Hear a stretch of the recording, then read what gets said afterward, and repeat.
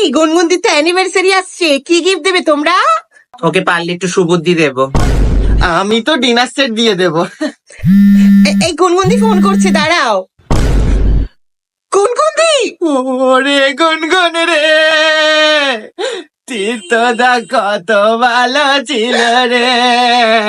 পই পই করে বলেছিলাম মানুষটাকে একটু দেখো, মানুষটা বড্ড একা। আরে দেখবে কি করে, হিল্লি দিল্লি তো ঘুরে বেড়া তো। খেয়ে নিলি বল, চিত্তদাকে খেয়ে নিলি? ও চুপ করো, ঢং দেখে আর বাঁচি না। তোর কিচ্ছু হয়নি, আমার মুডটা আজকে একটু অফ ছিল, তাই আমার অ্যাস্ট্রোলজার বলেছে মুড অফ থাকলে সাদা জিনিসপত্র পড়তে।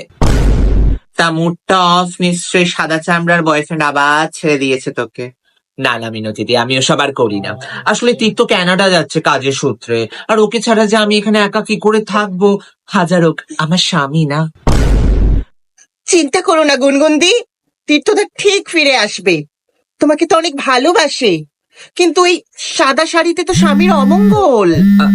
এক সেকেন্ড আছে, আমার ফোন আসছে একটা, একটু মিউটে থাকো। হ্যালো, হ্যাঁ হ্যাঁ, ওরা ভিডিও কলেই আছে। না না মিউট আছে, চিন্তা করো না। তুমি বডিটা ঠিক জায়গায় ফেলে এসেছো তো? ঠিক আছে, এয়ারপোর্টে অপেক্ষা করে আমি আসছি। বলছি, পুলিশকে আমরা ফোন করব না তুই নিজেই?